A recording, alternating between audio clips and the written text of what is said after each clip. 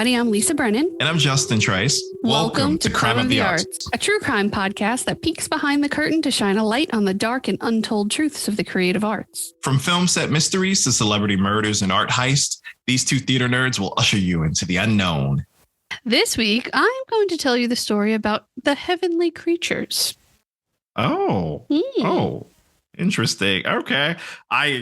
That reminds me of a movie, but we'll get into that later. And I'm going to tell you about, in every man, or so they seemed, once upon a time that the whole world knew we could relate to. And that would be Jared Fogle. Some of you might know him from the Subway commercials. We're going to get into that story. Do we know him from anywhere else? I mean, the man ran up and down stairs every day in college to get Subway and lost £1 million. Isn't that his story? Claim to fame. So yeah. Well, now he's got claim to fame and claim to infamy. So we'll see what's up. Yeah. So it's funny you say that Heavenly Creatures remind you of a movie, because the story I'm about to tell you is the actual real life story of the two women that are portrayed in Heavenly Creatures. Okay, so I'm not going crazy because first off, let's talk about that shit for a second. Let's unpack that. Yep. For those of you who don't know, Heavenly Creatures, I feel like I'm going into fucking Fandango right now, or IMDb talking about it. But Heavenly Creatures was from the early 90s, and it was like one of Peter Jackson's earlier films that started to send him into mainstreams before Lord of the Rings.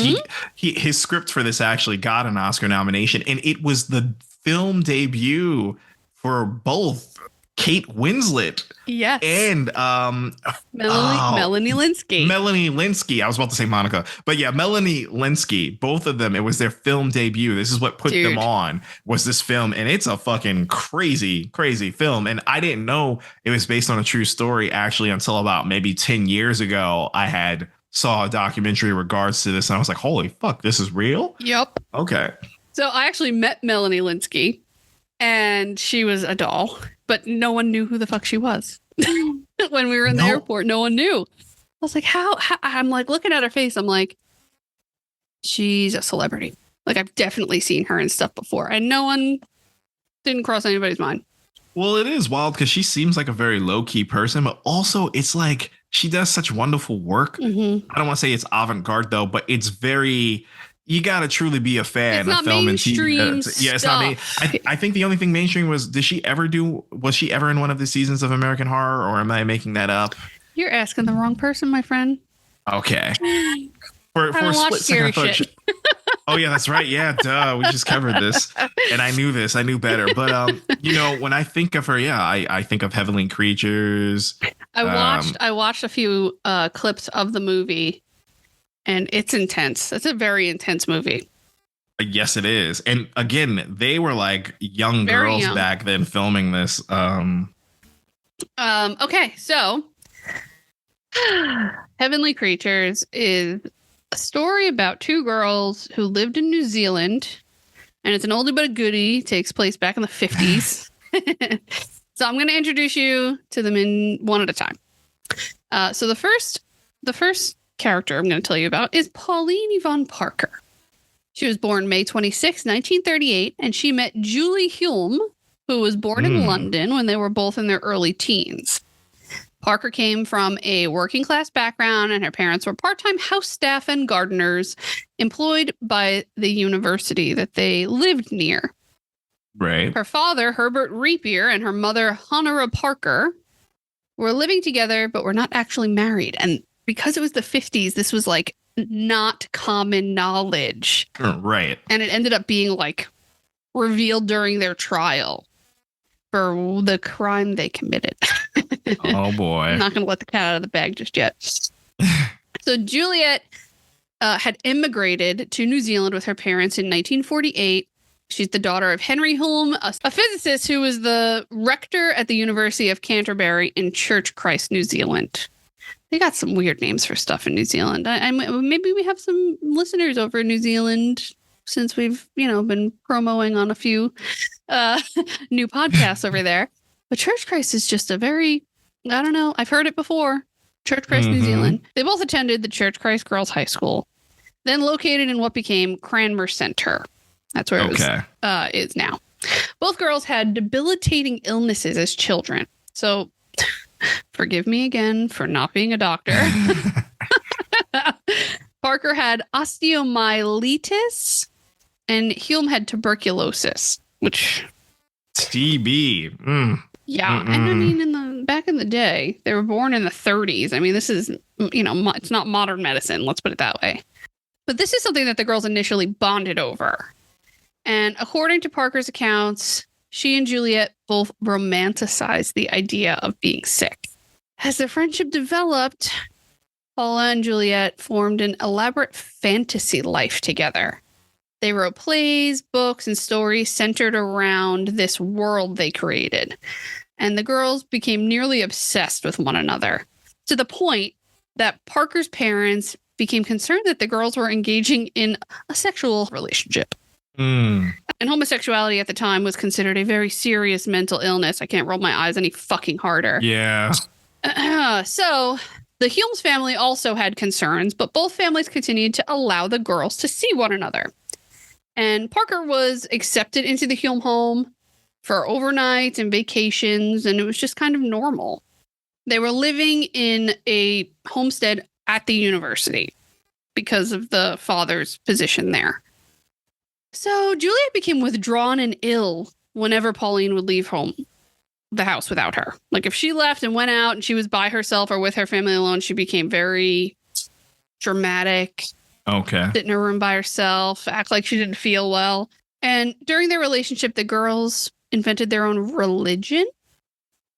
And this is where it started getting a little crazy. That's when it got crazy. Yeah, I mean, I guess it's pretty crazy already. But they had their own ideas on what is considered moral, their own morality range. Yeah. They rejected Christianity and worshipped their own saints, quote unquote, envisioning a parallel universe called the Fourth World. And it's super cool in the movie. They show you like a creation of this fourth world. It almost looks like fucking Alice in Wonderland. Yeah. Essentially, the fourth world was their version of heaven, quote unquote. I'm air quoting the shit out of all of these things. The fourth world was a place that they felt they were already able to enter occasionally during moments of spiritual enlightenment. And by Parker's account, they had achieved the spiritual enlightenment because of their friendship. So let's just pause for a moment and unpack that for a second. It's a lot. It's a lot right there. Yeah. These are some sure signs of mental illness, kind of delusional, kind of codependent relationships for teenagers is frightening. And as parents, like I guess you don't know what's right. What's the right thing to do? Like, is my kid just a little weird and that's okay? Right. And what do they get out of this relationship? Is it something that you need to really step in for? I don't know. It's hard being a parent. You never know what the right thing is. And this is very unusual for sure. Outside of the idea of them, being sexually active in any way together, it's not the concern here. It's all the other shit. It's the creating it's everything parallel else. Dimensions and, religions and Christianity vehemently so against it. And the saints and the Enlightenment. It's all, you have this whole thing that happens based around religion. And you find this in a lot of crimes that it's a cause or for a reasoning behind the thing that they did that's illegal or harmful to others. When we find out what their story is and what they actually did, they kind of blame it on this idea of it was morally acceptable to do this because of this thing. Do you have any part you want to unpack? Or are you just along for the... No, I'm just going through the journey right now, taking this all in because I'm just like, okay. So Parker was not invited to go to the Hume summer holidays in 1953, where she had been invited in previous years. And in 54, Juliet Hume's parents actually separated. So problems with faculty and the board ended up forcing the father to resign at the college from his position, and the mother was involved in an extramarital affair. So this all led to the family kind of falling apart. I mean, back then in the 50s, having an affair, Hell, divorce, all of that's like It's all no-nos. taboo. Yeah. Taboo. So Juliet's family planned to return to England where they came from. And it was decided that Juliet herself was actually going to be sent to live with relatives in South Africa, ostensibly for her health. Okay. That the warmer weather was going to be better for her health-wise. Yeah, with TB, that's what most of them used to do back in the old days. Just go to a warmer climate, something less dry. Right. Right. Yeah. So the girls were heartbroken over their upcoming separation and decided that Parker should go with her to South Africa as well. And the girls thought that the Hulmes family would agree to this plan, though in fact they were unlikely to allow that to happen because they're already Of course. on They their were like, radar. hell no. Yeah. They're like, this is a perfect way to separate the both of you. So Pauline was certain her mother, though, would not allow her to go with Juliet. So the girls formed a plan to murder Pauline's mother in order to remove the one perceived obstacle of them remaining together. So their long-term plan was to go to South Africa and then head to Hollywood or New York City where they believed they could publish their writings and work in film. So just like delusions of grandeur. Yeah. And that's the thing. The fact that they're so codependent. See, but I feel like one has to be the leader in For this. sure. And the other one's kind of, it's like one's the enabler. The other one's just like, I can't exist without you enabling me. So let's do this. Yeah. So on the afternoon of June 22nd, 1954, Pauline and Juliet had gone for a walk with Pauline's mother, and her name, I hope I'm saying it right, is Honora Repier. So they went to a walk through the Victoria Park in Church Christ, and approximately 430 feet down this isolated path in a wooded area near a small bridge, Juliet dropped an ornamental stone so that Mrs. Repier would lean over to retrieve it. And when she did, Pauline had planned to hit her mother with half of a brick that she had wrapped in a stocking. Jesus. And this is her own mother. And the girls presumed that like one blow would kill her, but it took more than 20. That is brutal. I mean, it is so horrible. They bludgeoned her to death, essentially, with half of a brick. So, after committing the murder, which they had planned together, the two girls, covered in blood, fled back to this little tea house that the three of them had just eaten at only minutes before. And they were met by Agnes and Kenneth Ritchie, who were the owners of the tea shop, and whom they had told Repier had fallen and hidden her head. So she hit her head. That's what they said. She hit her head near that little bridge on the path. And her body was discovered in Victoria Park by the tea shop owners. So the girls kind of told them where to go, and they went to go take care of her. Major lacerations were found about her head, her neck, her face, and she had minor injuries on her fingers. So like self-defense wounds. She was clearly trying to, yeah. Still, if I saw them all covered in blood, I'm going to be like, if she fell. How the fuck are you covered in blood? Yeah. Doesn't make any sense. I would have been like, wait right here. Mm-hmm. We're gonna go to the back for a second, and would have called the police. Yeah. So the police soon discovered the murder weapon in the woods. Like they didn't even try to hide it very well because it was right there. And the girl's story that Honora's accidental death quickly fell apart. So they were brought in and they were arrested, obviously, put on trial. And prior to the trial, Parker had been known as Pauline Repier, and her mother had been living with the father, but through the investigation, they found out they were not married. So they made her go by Pauline Parker, which is her mother's surname. So this is now, she's got the name of the mother that she murdered.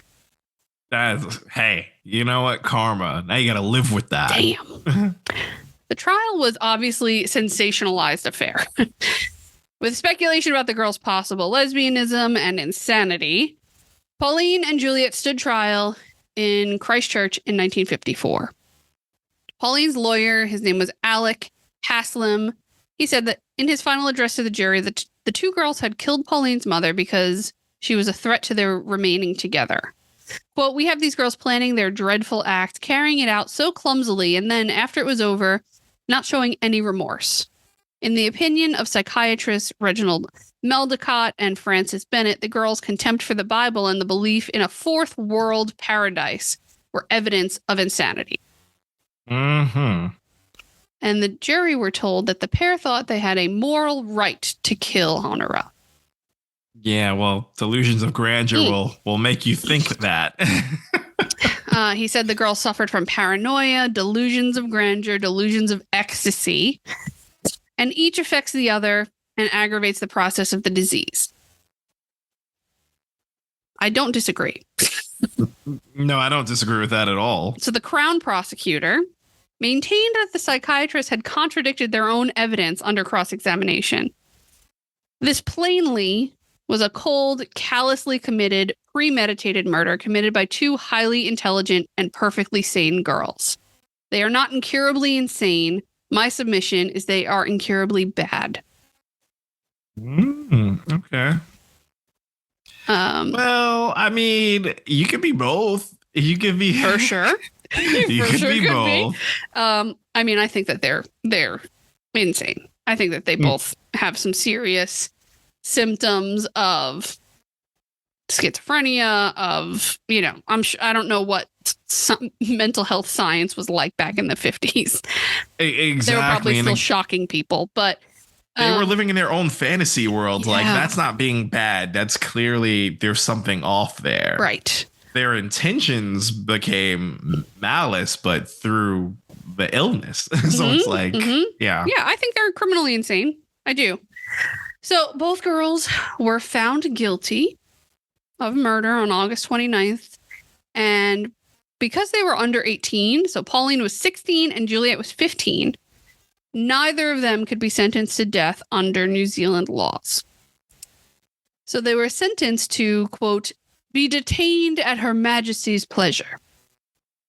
What the fuck does that mean? So, in practice, the sentence is meant to be where they were going to be detained at the discretion of the Minister of Justice.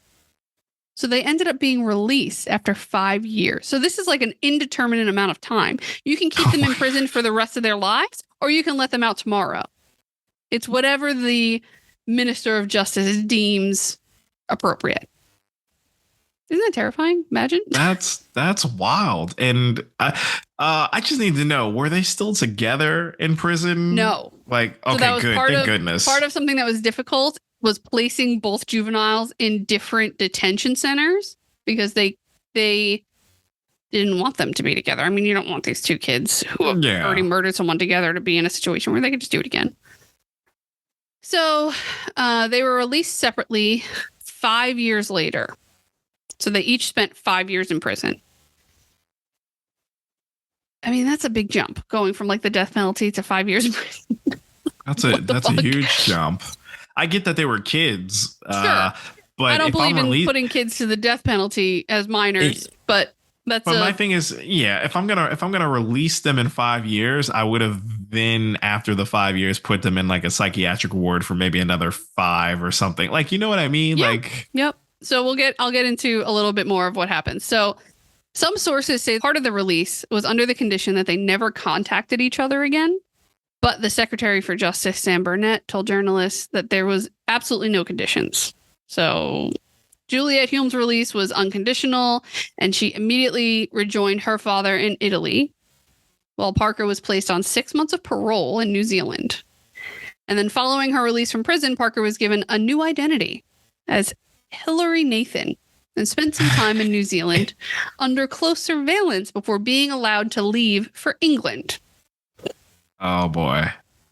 So, from at least 1992, she was living in a small village of Who near Strood, Kent, and was running a children's horseback riding school.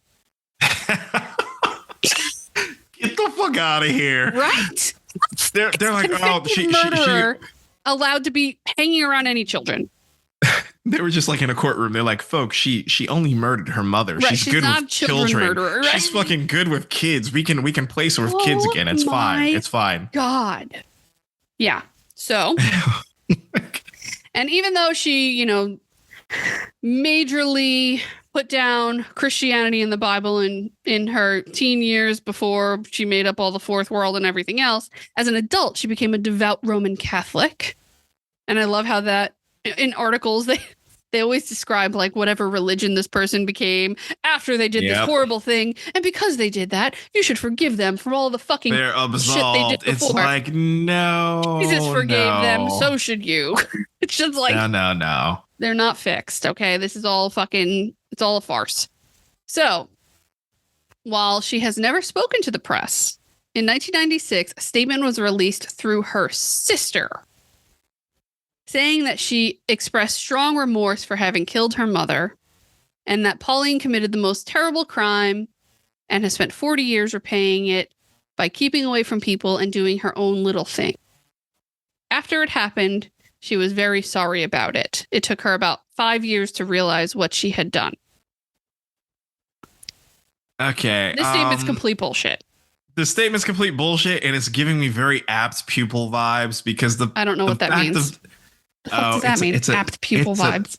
It's a novel or short story by Stephen King, and it was turned into a film later on with Ian McKellen, who's the neighbor, and he befriends the boy Brad Renfro, and you find out that this next door neighbor is an ex-Nazi, and the boy is very smart, and he catches on to this, and he looks at him as like a mentor, and he's slowly tutoring him the kid. But what I was getting at in terms of the vibes is like, she did all of this at a young age. You murdered your mother. You only got 5 years. You're secluding yourself, and now you're working with kids. I feel like while she was in there and by herself, she probably just had more time in juvenile detention to really focus on how to pretend to be normal or how to act like everything's okay. For all I know, she probably could have perfected the craft of whatever heinous shit she's doing. Actor. Yeah. Who knows what she's doing now? Oh my God, I can't handle it. So, after being released from prison, Juliet Hulme returned to England and became a flight attendant. What airline? I need to know. Like, because airline industry is it's seniority based, and at least for my airline, I'm not gonna name it here, but at least for my airline, everything is seniority based. I have flown with some people. Their hire date is like 1984. Okay, they're still working there. For all I know, if she's at my airline, I could have worked with her. They didn't list it. Of course they fucking did it. I'm gonna think that she doesn't. I'll tell you why this story even falls under our purview once we get to the end of my little notes page here. So, for a period, she lived in the United States, where she joined the LDS Church. She is a Mormon as of 1968. Oh my. And she later settled in a Scottish village, which, God help me, I'm going to attempt to say it, Port Mahomack, where she lived with her mother. So she lived with her father, and then she lived with her mother. Her father went on to have a distinguished scientific career where he headed the British hydrogen bomb program. Oh my God. Right. And then Hulme ended up taking on the name Anne Perry, the latter being her stepfather's surname. Okay. So until 1994, it is not well known that Perry is Hulme. And she's actually a famous novelist, Anne Perry. Well, with that imagination, I mean. Okay. And that was her goal from the jump. So her first novel is called The Cater Street Hangman, and it was published under the name Anne Perry in 1979. And her works generally fall into one of several categories of historical murder mysteries or detective fiction. There you go. Many of them feature a number of recurring characters. Most importantly is Thomas Pitt, who appeared in her first novel and an amnesiac private investigator named William Monk, who first appeared in her 1990 novel, The Face of a Stranger. As of 2003, she has published 47 novels and several collections of short stories. And her story Heroes, which first appeared in a 1999 anthology, Murder and Obsession, edited by Otis Penzler, won a 2001 Edgar Award for Best Short Story. Oh. She has over 26 million copies of her book have been sold worldwide to enormous critical and popular acclaim. That just blew my mind. I knew nothing about her becoming an author and all of that. Because I was sitting here waiting. I was like, where does this tie into our Okay. It's not just the fact that it was a movie. Okay. I was like, wait a minute. That's crazy. So we know which one was leading the delusions. You sure do, don't you? Holy shit. Yeah. All right. So now that I know that she's leading the delusions, she's writing all these books. Maybe the other person truly was just living a reclusive life and helping kids horseback ride. Here's what I think. Here's my theory. I think that Pauline Parker is actually mentally ill. I think that Juliette Hulmer Ann Perry is our leader here, and she took advantage of what she can get Pauline to do. That's my personal theory, my own opinion. I could see that. I could see that. That's probably the dynamic of their relationship. So, she is noted for her memorable characters, historical accuracy, and exploration of social and ethical issues. And in the show notes, I put her website because I was curious as to what her bio said. And when you go on her website, she has a personal bio and a professional bio.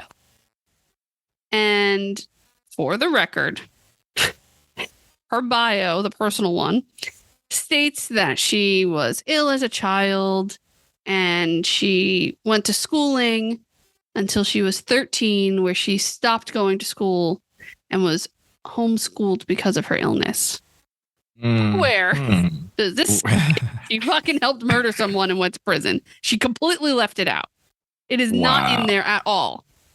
And it's not super well known that these are the same person. It is now. And mostly that has to do with this movie. So the story of the murder of Honora Reaper was actually adapted in a 1971 French film titled Don't Deliver Us from Evil. Oh, okay. That's the title. And then Peter Jackson's film Heavenly Creatures in 94, starring Kate Winslet as Juliette and Melanie Lynskey as Pauline Parker. Melanie Lynskey is fucking incredible in these clips that I watched. She is so good.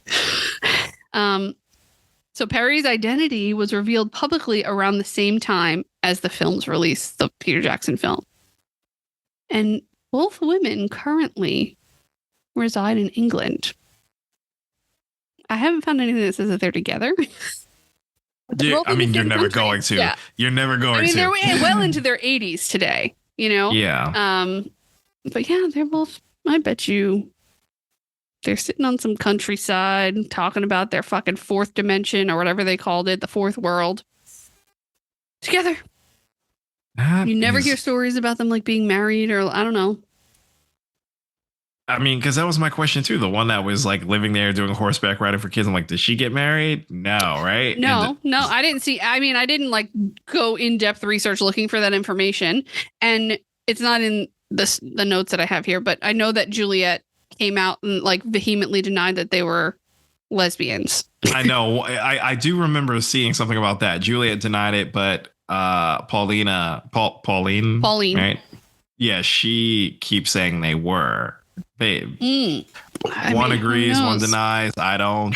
Yeah, I don't know. So yeah, that is the story of the Heavenly Creatures.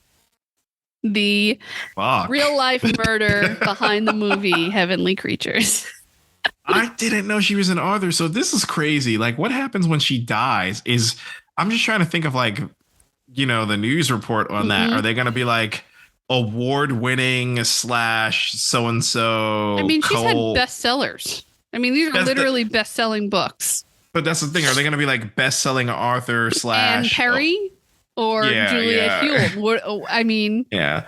Today on today's news, best-selling artist or author, whatever, / co-partner to the duo that did the murder of this and that. Like, that's crazy. Yeah. How do you go into that? Yep. How do you explain that? You don't. You just, I don't know. She's probably going to die quietly somewhere and no one's going to talk about it when the time comes because there's too much baggage to unearth here.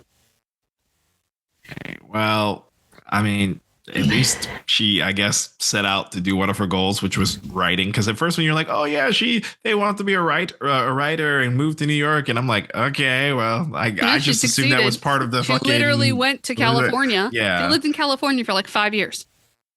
That's crazy. Yeah, yep. So maybe they didn't want to go to Hollywood or California, but Juliette did. Mm-hmm. So that's my story. I'm gonna have to watch that movie. It's a really good movie. Again, both of them do really, really well. But yeah, Melanie Lynskey, her role obviously has more to do. But yeah, they're both amazing. Let me introduce you to a few new friends of ours. Welcome to the All 80s Movies Podcast. I'm Bill. And I'm Jason. And this is the podcast where we talk about the blockbusters, the flops, and everything in between from one of the freshest decades for movies, the 1980s.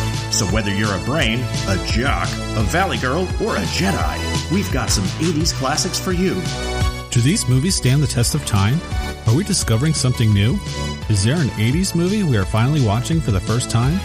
Join us each week as we dive into the cinematic nostalgia that inspired and influenced a generation. From the hits to the cult classics, we'll discuss our earliest memories, favorite scenes, fun facts, and our not-so-favorite movie moments, too.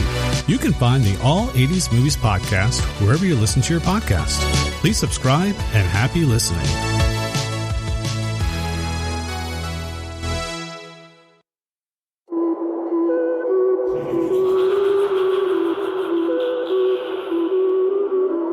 What you got?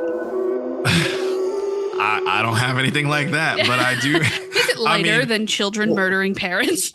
Oh, you know what? I'm gonna plead the fifth on that because I don't know if I can weigh this against that. Okay, I don't want to pick the lesser of two evils. Okay, That's just like too much. Deal.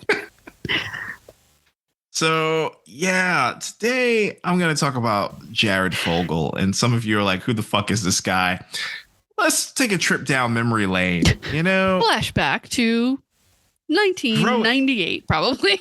Yeah, like, hey, let's just look back in the 90s. In general, before streaming existed and you were forced to always see commercials with all the shit that you watched, you tend to have grown up with some commercial spokespeople. Like, they're almost like part of your family. You've got people like the Verizon guy. Can you hear me now? You got, you have the most random commercials. I can go into more examples, but on your side. Exactly.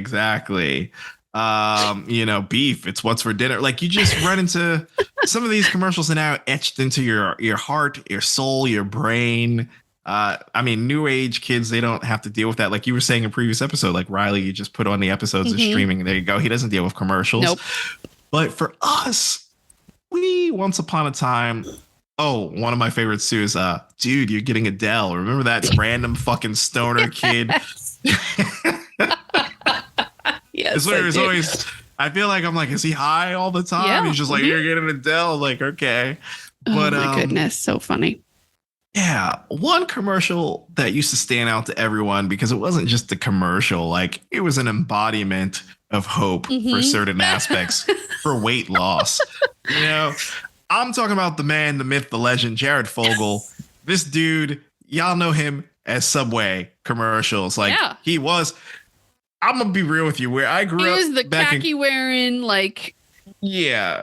Where I grew up in Queens, there was no Subway anywhere near us. I didn't actually truly, if I'm being brutally honest, I didn't get to experience Subway until I moved to Long Island.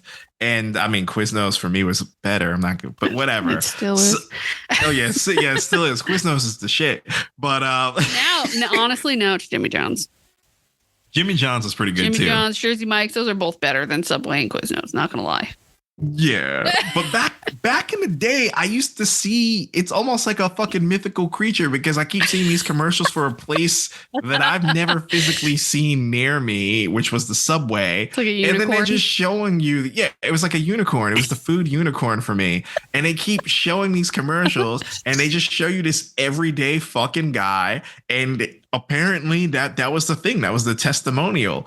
Which we're going to get into. He was just an average guy who lost a lot of weight eating Subway. And I mean, he helped put Subway really on the fucking map. Yeah. It existed before him, but these commercials really brought that store to mainstream. It relatable. It made it like his story was what everyone hoped would happen for them, you know? Exactly. And he's like the quintessential dude who works at Target. Like he's like khaki pants and polo shirts and dorky glasses, and he's just like an average dude who did this eating Subway and he was successful.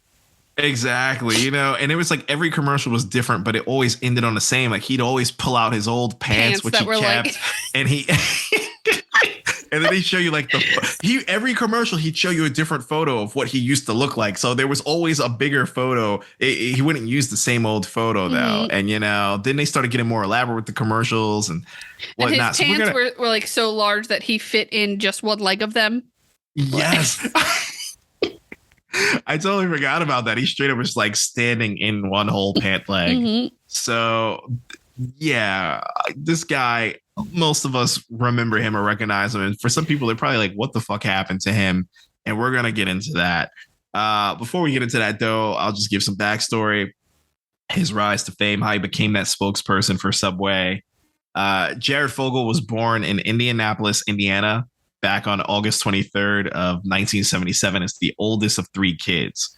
He was raised in a Jewish household and, you know, he had his bar mitzvah during a family trip to Israel. Oh, that's cool.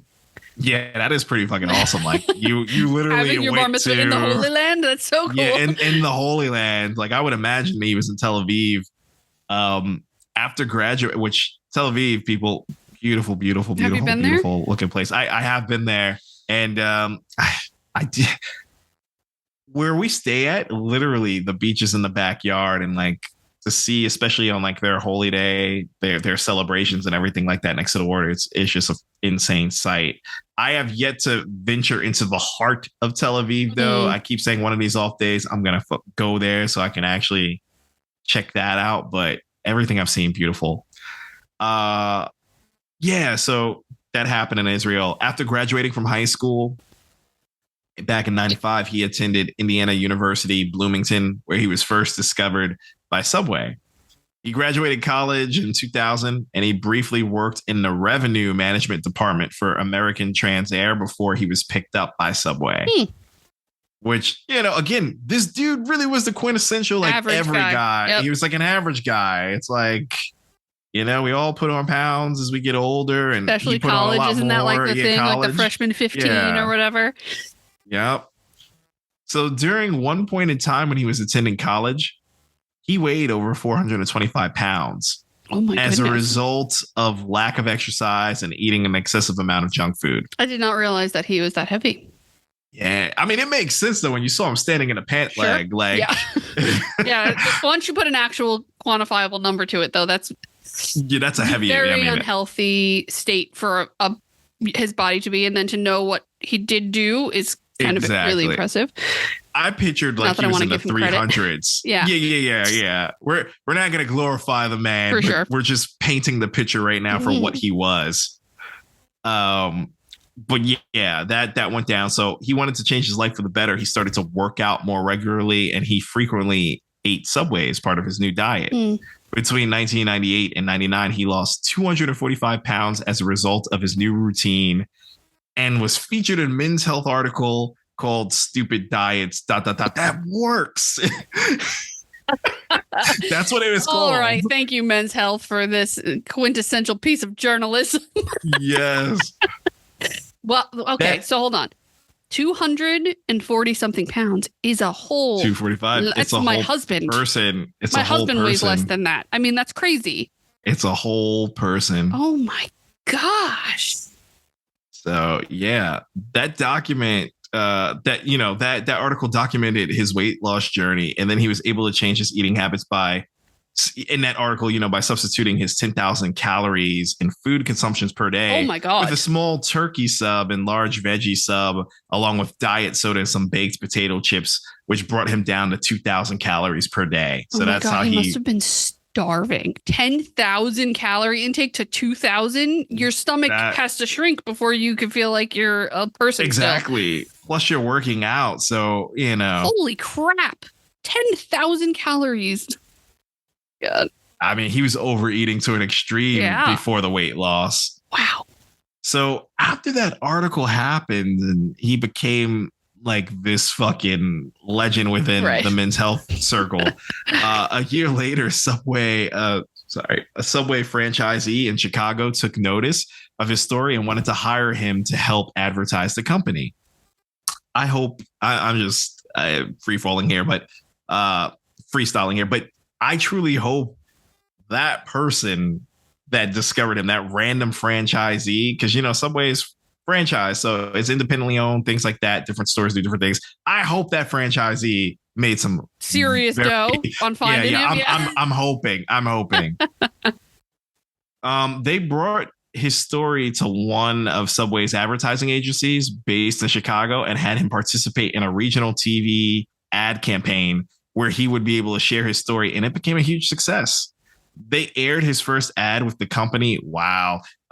You know how we're talking about 90s. Yeah. Reception is way off. They aired his first commercial ad on January 1st, 2000. Okay. Where for some reason I thought it was in the 90s, my damn self. I mean, it's late 90s, early 2000s. All that shit blurs together. It's the millennium, Justin. It's all like true. So yeah, they aired that January 1st, 2000, where they shared his weight loss journey with the help of adding Subway to his diet. They added a disclaimer that came with the ad stating that the Subway diet combined with a lot of walking worked specifically for Jared, but it may not work for everyone, and that people should check with their doctors before starting any diet program. That was the fine print on the bottom of the screen. Yeah, that was the fine print. But isn't the story though that his dorm room was on the 5th floor and he walked down the stairs every day for all 3 meals to go to the Subway and back up the 5 things? That was one of his commercials, yeah. I remember that commercial. They had like that dramatic game time music. They're like, Jared would walk dun, 5. Dun, dun, dun, dun. Yeah. Because the initial ad campaign was a hit, Subway decided to hire him to appear in more TV commercials broadcasted nationally and had him make in-store appearances at different Subway locations across the U.S. Oh my God. I didn't know that he just became this stores. That's the thing, and I do remember seeing commercials about that shit. They're like, and like some Subway stores would advertise. They're like, Jared's coming. January 28th, Jared Fogle coming in here at Subway. Oh my God, that's so funny. Who gives a shit and wants to meet Jared Fogle? That's so funny. He was an inspiration apparently to a lot of people losing weight. Okay. So, but it gets better because after he started making those in-store appearances at Subway, this part I also saw before, he began to make public speaking appearances around the country. And I remember seeing clips of like him going to colleges for like, he's like doing the graduation speeches. Yeah. Inspirational speaker. Yeah. So he was making appearances around the country where he talked about the benefits of living a healthy lifestyle by exercising regularly and like eating a healthy diet. By 2002, this motherfucker had become so famous that South Park even made a whole episode about him called Jared Has AIDS. And that episode cracked me up. It was AIDS as an AIDS, like helpers. In the whole episode, he keeps talking about, I need my AIDS. Where's my AIDS? And everyone thinks he means the other AIDS. I remember that. So yeah. That's how you know you made it. You get made fun of on South Park. South Park or Simpsons, if they make fun of us, we know we made it. If this podcast ends up that's not happening, my friend, on Simpsons, you never know. But if it does, I'll be ready. I'll have the legal team ready. We're doing it. Either animate us in there or don't use us. But Justin's calling it.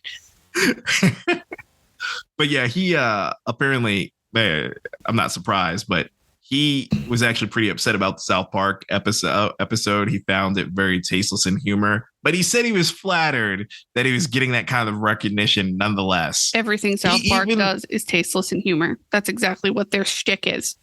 And that's what's great about it. But whatever, man, he liked it. And I'm sure they were paying him Come afterwards on. because When you look at Jared Fogle, you know that motherfucker used to sit in his dorm room and watch South Park. Exactly. There's no way he didn't.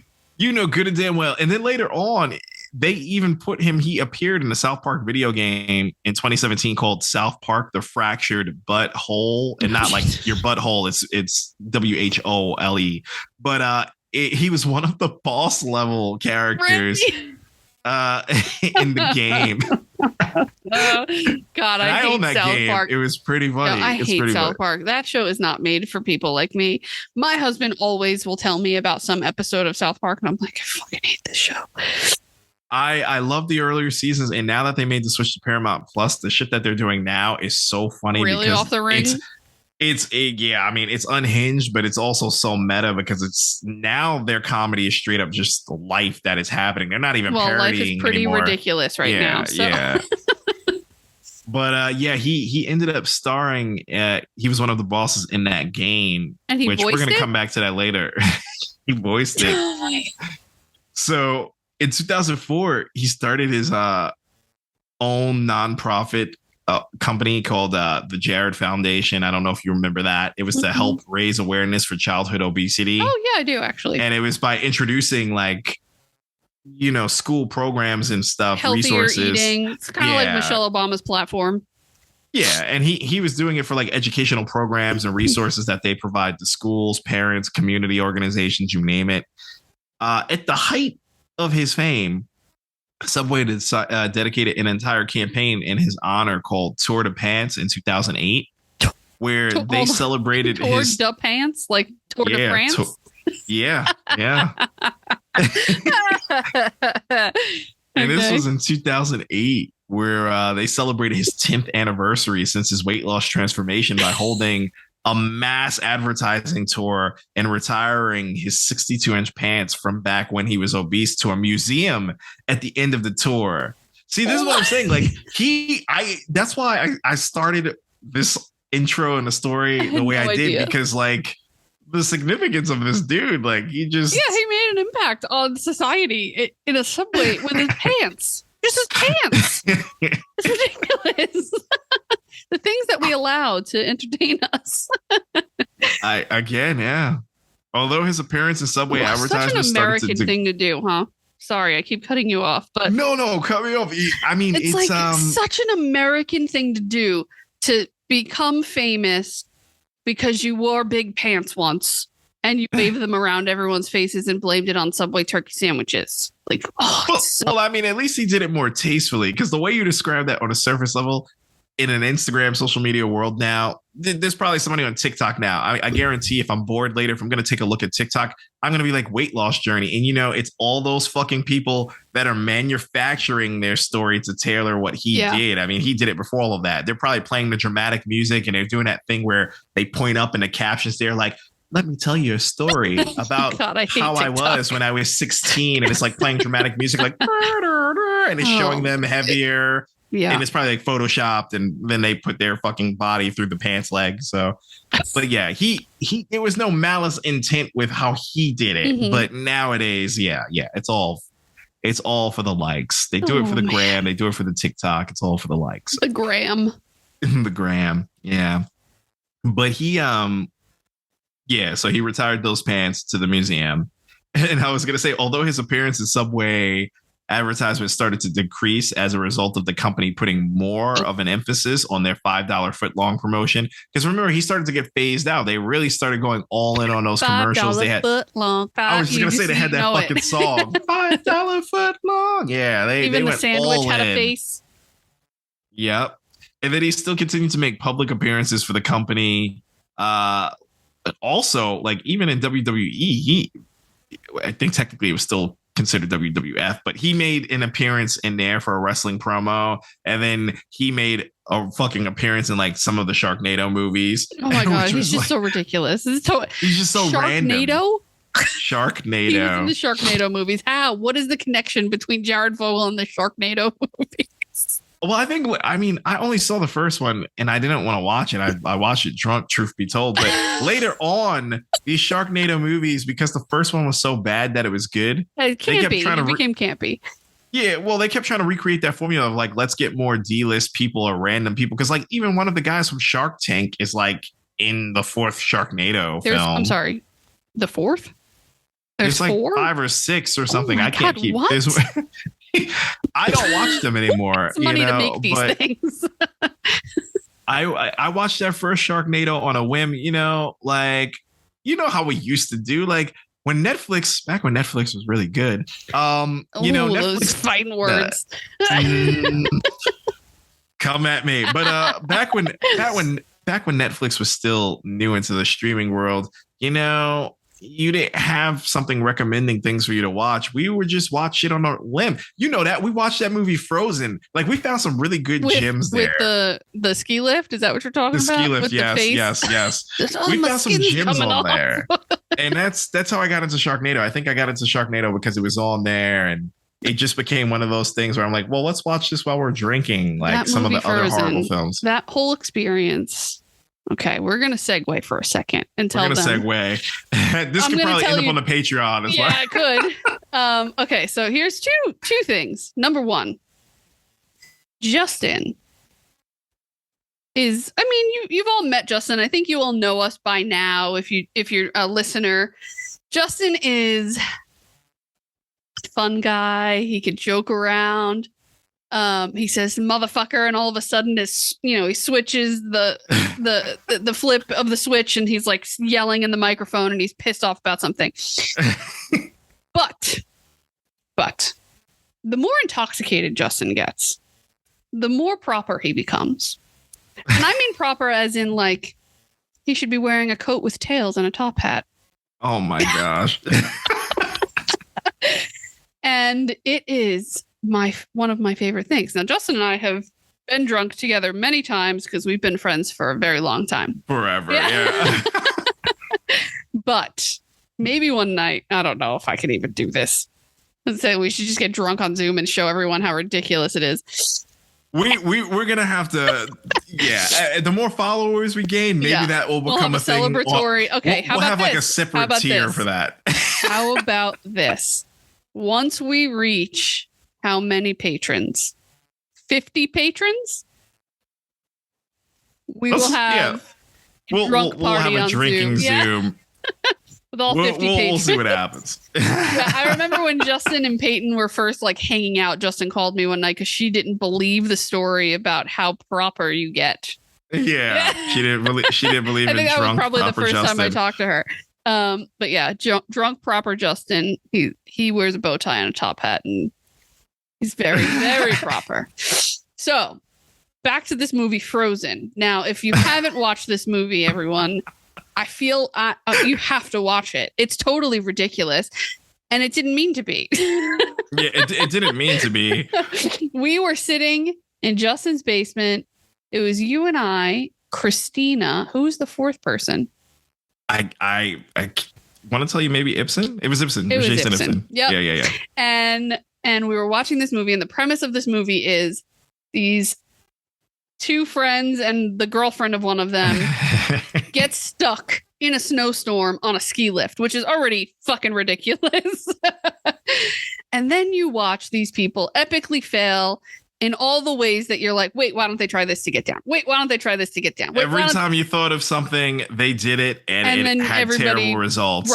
Right. And it was just the four of us screaming at the TV for the whole hour and a half that this movie exists. And I highly recommend you all go watch it because as totally ridiculous as it is, you think that you're the smartest person in the room in that minute. And you're like, why don't they just do this? And you're like, oh, I would have died. Cool. It became one of those things where we were just all naming shit and watching each other's plans fail. And then finally you have like that ray of hope where you think one of us is going to figure it out, and we don't. It gets worse. Yeah, it gets worse and worse. You're like, oh my God, I couldn't even fathom that was going to be the result of that. So yeah, go check it out. Is it still on Netflix? I don't know if it's still on Netflix, but it's called Frozen, and it's like Frozen before the Frozen. Yeah, it's Frozen before the Frozen. It has like one of the Ashmore twins. I don't know if it's the one that played Iceman in X-Men or if it's the other one that played Jimmy Olsen in Smallville. I don't know which one of them it is, but it's him and two other people. And there's wolves and other things involved. So many just, things. So many just things. watch it. Yep. But that's the thing. That's what we were getting at. Like back then, you just watch random things. Random and shit. I Sharknado, watched Frozen. They're the same world. And it's just Sharknado's far worse though. So that's how I got up on Sharknado, and fuck Sharknado, fuck the whole franchise. But here we are. Jared Fogle was in the shit, and it makes sense because it's just he's such a random dude to be in there. Oh, in case anyone didn't know, we record 2 episodes almost every time we do this.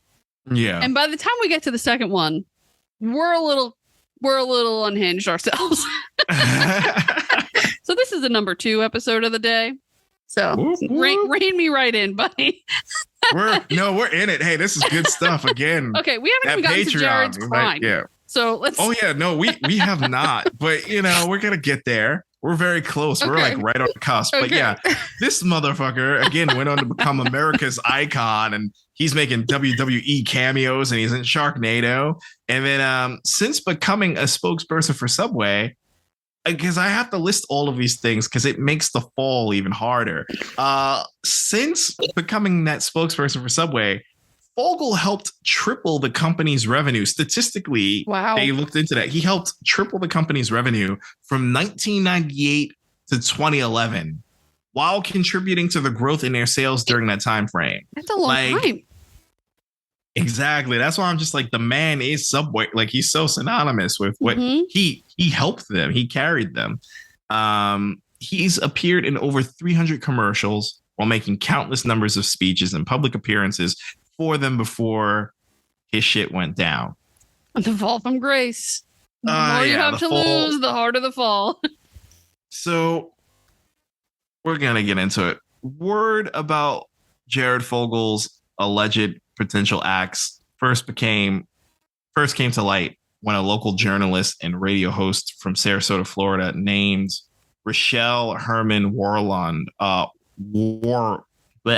Rochelle Herman Walround reported to the Sarasota police. Yeah, this journalist and radio host named Rochelle Herman, reported to the Sarasota Police Department that he had made some inappropriate. Jared made some inappropriate comments towards her regarding some middle school aged girls when they met at a middle school for a local health event as part of one of his stops for his speaking tour in Sarasota. No. She went on to make recordings of his statements and saved some of the text messages between them to share with the FBI, who proceeded to ask her to continue recording their conversations with him over time. I had no... For the next 4 years, it's gonna get. Oh God! For the next 4 years, she befriended him and secretly recorded their interactions with one another to share with the FBI as part of an ongoing federal investigation. 4 years. 4 years. Wow. She continued recording him making inappropriate remarks about minors, which included him talking about how he had sex with underage girls, and asked her to install a webcam in a children's room so that he could watch them. In her children's room? Her children's room. Okay, hold on. That just made me nauseous. Yeah. Okay. So, oh God. So allegedly, he always kept commenting on underage girls while he was at these schools. Then throughout the 4 years, this constant banter and text messaging, he's talking about things he's done with some younger girls. And now he was probably making this like crude joke to her about installing a webcam for, it's whatever. Disgusting. Yeah. Oh so at first, the FBI was not able to pursue an official case against Fogel because he just didn't actually catch him in any acts. Yeah, because they needed more substantial evidence. You do, but if you don't act, then you don't break the law. Exactly. So they needed more substantial evidence in order to pursue an official case against him and put him behind bars. Okay. Fast forward to 2015, the director of the Jared Foundation, Russell Taylor, was arrested in his home in Indianapolis and was charged with possession of child pornography, child exploitation, and voyeurism. This is the director of the Jared. Yeah. This is the director of the Jared Foundation, Russell Taylor. Wonderful. All right. Mm-hmm. While the federal authorities were investigating his child pornography operations, they found out that he was exchanging sexually explicit photos and videos of young children as young as 6 years old with Fogel. Okay. Nope.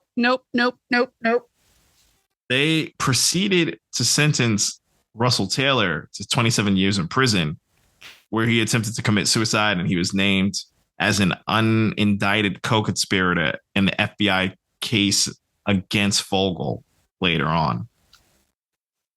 In July of 2015, FBI agents had enough evidence to raid Fogel's home in Zionsville, Indiana, and arrested him on the charges of receipt and distribution of child pornography. And it gets crazier. They confiscated his computer and other electronic devices, electronic equipment from his home as part of their investigation. That very same day, Subway announced to the public that the company and Fogel had mutually agreed to sever ties with one another, I'm sure. which resulted in them removing all references and imaging of Fogel from their website. Yeah. Subway's lawyers were like, what? They probably already got wind about Russell Taylor to did. begin with, and they were like, fuck that. So the FBI also subpoenaed a group of text messages between Fogel and a Subway franchisee named Cindy Mills, who he was having sexual relationships with, which he talked about sexually abusing young children from the ages of 9 to 16. A month later, in August 2015, Fogel reached a plea agreement with federal prosecutors where he pled guilty to 1 count of distribution, receipt of child pornography, and 1 count of traveling to engage in illegal sexual conduct with minors, which specifically referred to the time that he traveled from Indiana to New York City to pay to have sex with a 17-year-old girl. He also agreed to pay $1.4 million in restitution to his known victims, which came out to be around $100,000 per victim. So basically, there was that 14 victims right there. Before he agreed. Victims of what? Of having child pornography of 14 victims? Of no illegal sexual conduct with minors. Oh, God. It's even worse. Yeah. That's the thing. He had all of these charges backed against him. It wasn't just the distribution and receipt of child pornography. Put him in solitary and lock him up. I'm so angry right now. I don't even have fucking words. Like I warned you, like this is why I had to highlight all of the things that he was, because like no one expected that from this person. Your story was not better, Justin. The answer is no. Well, that's why I said I plead the fifth. I'm not fucking listen. I'm not gonna disrespect the spirits, and I'm not gonna not get against any of that. I'm not gonna get into any of that. Woo. Yeah. So the 1.4 million in restitution, like I said, to his known victims, known victims. Right. That's the important word there. That came out to 100,000 per victim. And then before he had agreed to the plea deal, he was potentially facing up to 50 years in prison. But because he decided to cooperate, he was only sentenced to 15 years and 8 months in prison, along with a $175,000 court-ordered fine and an order to forfeit $50,000 in assets on top of the 1.4 million restitution payment. He is currently still serving his time in a federal correctional institution in Englewood, Colorado, and he will be on supervised release for the remainder of his life once he completes his sentence. Yeah, he fucking better be. Hold on, let's see what he's worth. Might be good if I could type. But yeah, again, no one saw that coming. Well, Do you want to guess what he's worth? Do you know he's married? Yeah, he was married. His wife spoke out and has 2 children. Correct.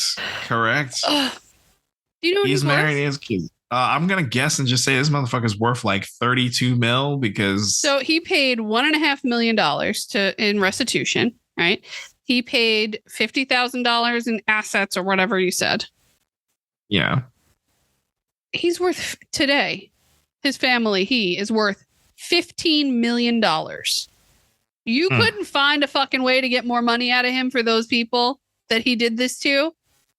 And I'm surprised, honestly, I'm surprised because, all of this went down, obviously, a few years before the Me Too movement started. But I was shocked that once the Me Too movement started happening, I was surprised that more potential people didn't come out. But on the flip side of that, I understand the sensitivity of it because he was messing with some real exactly. So it's not just women, they're children.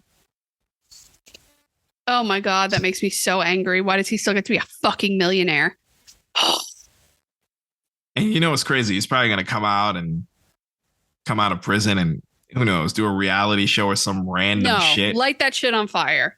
No, not allowed. It just blows my mind. And don't do crime, folks.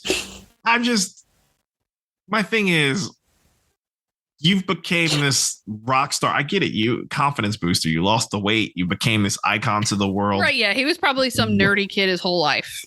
Yeah. So why couldn't you just fuck with people your age? Why? Like I'm not saying, because he's gross.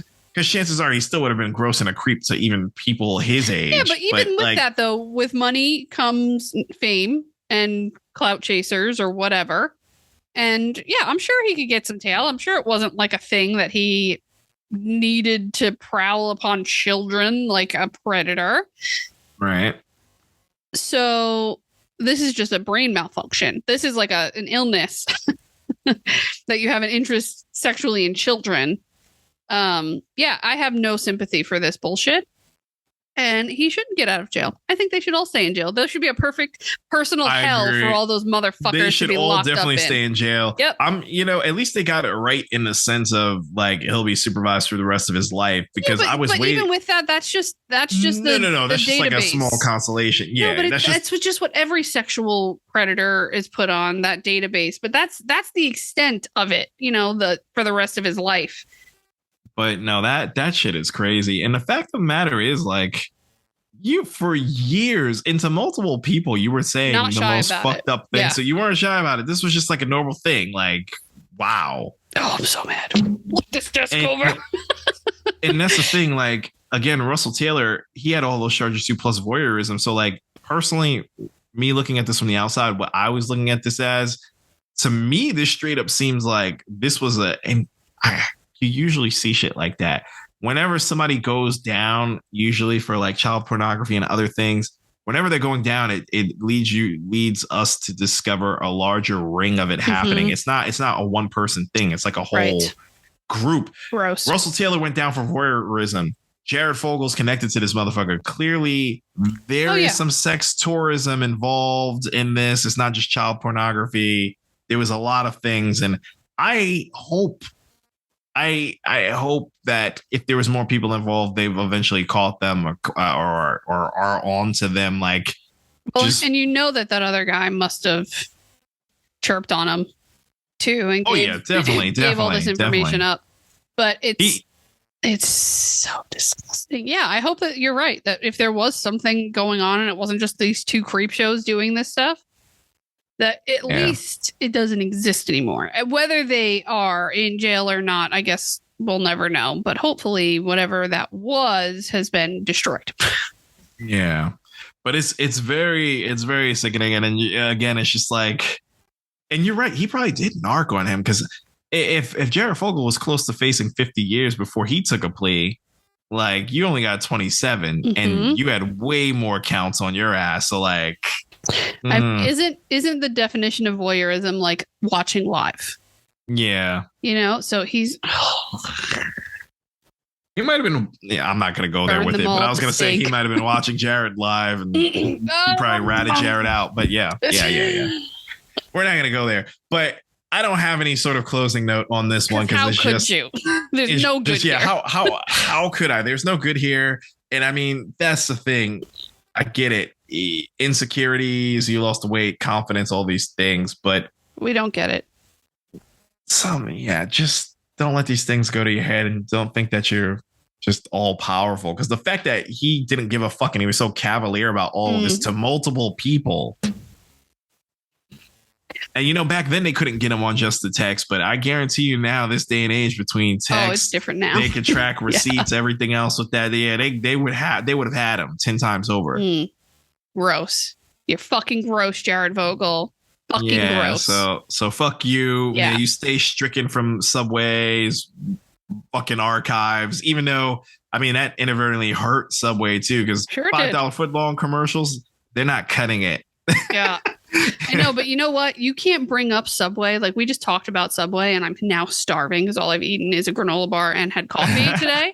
And I'm like, I need a Subway tuna fish sandwich. Sometimes I like going to Subway, just, you know, you walk in there and you smell all the breads. And Yeah, just, the breads are good. you know, Yeah, I'm going to have to eat some tuna fish. It's going to have to happen. It's going to have to happen. We talked about Subway. Now I have to have a tuna fish sandwich for lunch. I'm going to give it like a few weeks or so before I dabble in Subway, because now I'm just going to be thinking about it's too close for comfort. I'm going to go make my own tuna fish sandwich. Yeah. I'm not going to go to Subway. I mean, you could get away with it. You only listen to this story, but I'm like, fuck, I actually took the time to do this story. Yeah, it's like, I can't fuck with this right now. Maybe I go to Jimmy John's, but Quiznos, man. Ooh, that chicken we don't have any carbonara Quiznos sandwich left around here. Chicken carbonara. That's what's up. But that's all we got today. Yes, I think that was plenty. That last one was plenty. Made my stomach hurt. Yeah, I was not prepared for that. Yeah, I didn't know that it went that deep. It's fucking gross. Y'all let us know your thoughts on all of that. Let us know some reactions too. You don't even have to let us know necessarily thoughts or suggest story pieces too, but we want to hear reactions too. What do you guys think when you hear half of these stories? Like, what the fuck? Did you know this story? I know a lot of the stories that we tell maybe are kind of mainstream. Today I tried to pick one out of obscurity so that maybe it's something new that nobody's heard recently. But yeah, and maybe check out some of the movies we talked about. And I feel like in every episode we talk about all these different movies. We get this weird, like we found our niche in the idea that these crimes are just in the arts, but we've also found ourselves reviewing things. Exactly right. I know. I feel like we've inadvertently reviewed stuff, and that's okay. I mean, that's okay. This is what we have to offer you. Justin is a vault of movie information and pop culture, and I've never seen Heavenly Creatures, and I knew the second I started to do this, Justin was going to know exactly what the fuck story it was. Well, see, I just thought the name was a coincidence. When you said that, I'm like, I know a movie, but I didn't realize, I didn't know that was based on a true story until, later on, and B, I didn't fucking know about the author. Like, oh my goodness. Yep. Yeah, so we like to surprise. I knew he was going to pull something out of it before I started, but we like to surprise each other. So again, we have a Patreon up. So you have two choices on tiers. If you would like to contribute and be a patron and help us support this podcast and move it forward, we are potentially going to have some more promos for you guys of other podcasts we found. We recently spoke to the gentleman of the 80s Movies podcast. So we'll have a preview of their podcast for you guys. They kind of inspired my Poltergeist story in the last episode because they were talking about how they had just gone to that Poltergeist house. So we'll get that out to you guys. Also, our Patreon, you have 2 levels that you can join in. Level 1 is the peek behind the curtain. And that is going to give you the video footage. Hello, Patreon, of us recording every week. And additionally to that, you have the next level. It's called the Don't Do Crime Folks level. Yeah. And in that level, you will get Patreon shout outs. You'll get this video. You'll also get ad-free RSS feed codes to drop into your Apple Podcasts or Spotify, where you'll get all the episodes ad-free once we have more of these promos and ad sponsorships coming on board. And then, you get little extra. You get a card, you get some stickers, maybe we'll do merch giveaways later, and some bonus content with some bloopery stuff or us just talking about our silly lives. So go over to Patreon at Crime of the Arts. We'll drop the link in the show notes, and it is also going to be available on our website, on our Facebook, on our TikTok. So pretty much all of our platforms. All of our platforms. You can go find the link to the new Patreon page. And come have fun with us. Join us for the craziness. We are pretty ridiculous, and you should see the faces that we make because they're just as ridiculous as the reactions you hear. Exactly. Chances are we're making the face that you're making at the same time that you're listening to this. So if you need a little affirmation, come and watch. Where? You may see Oscar in some of these videos. The Oscar is over here in my little picture, but you'll meet the real Oscar. We'll bring him in for a cameo. Something we have coming up is my Aunt Carrie, who you all met her when I was at Obsessed Fest. She was on the TikTok. She joined me in her caution tape tutu.